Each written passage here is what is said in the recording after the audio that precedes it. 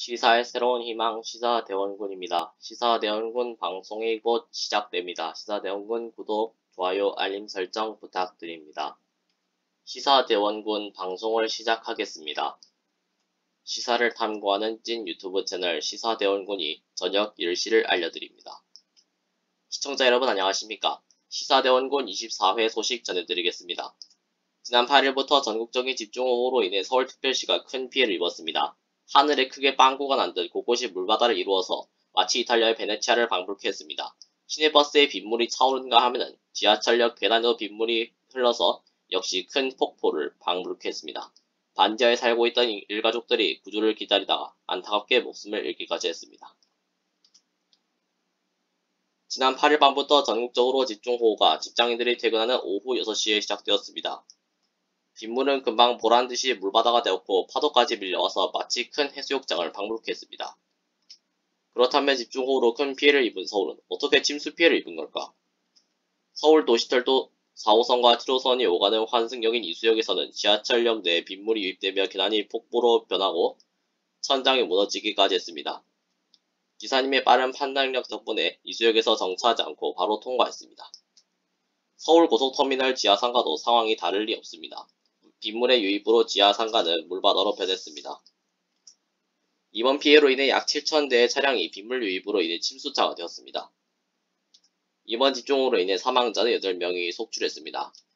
지난 1907년 기상관측 실시 이래 사상 최대로 많은 비가 내렸습니다. 9일 오전까지 서울에 내린 누적 강수량은 무려 400mm를 기록했습니다.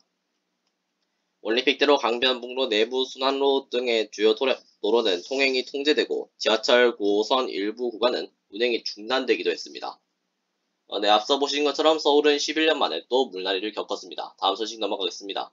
지난해 대한민국의 인구가 줄어들기 시작했습니다. 코로나로 인한 사망자가 늘어난 것이 원인이라 할 수 있으나 출생률 감소도 만만치 않아 보입니다. 지난 2020년 대한민국의 인구는 5,183만 명으로 정점을 찍은 뒤 인구가 감소하고 있습니다. 작년에는 5,174만 명으로 줄었으니 약 9만 명이 줄어든 셈입니다. 대한민국의 인구 감소에 대한 이야기는 지난 1995년에 KBS 뉴스에서 나온 적이 있습니다.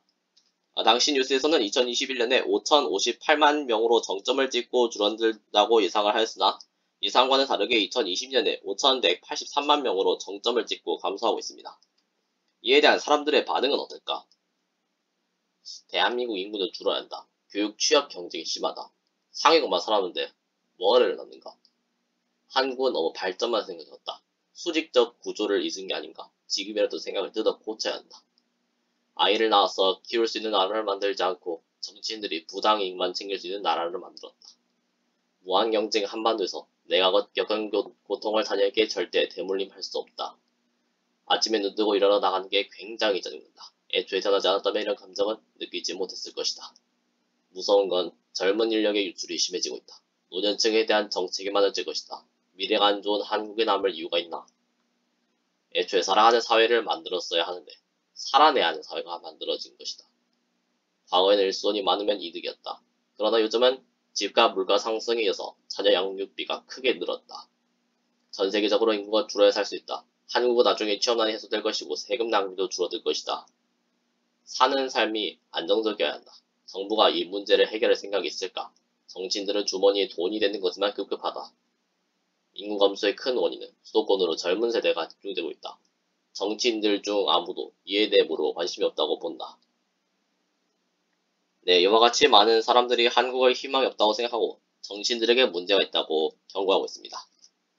대한민국의 정치인들, 제발 사태의 심각성을 인지하고 이 많은 국민을 위한 정책 마련에 전력 투구하시길 바라겠습니다. 네, 오늘 소식은 여기서 마치도록 하겠습니다. 시청해주신 여러분들 감사합니다.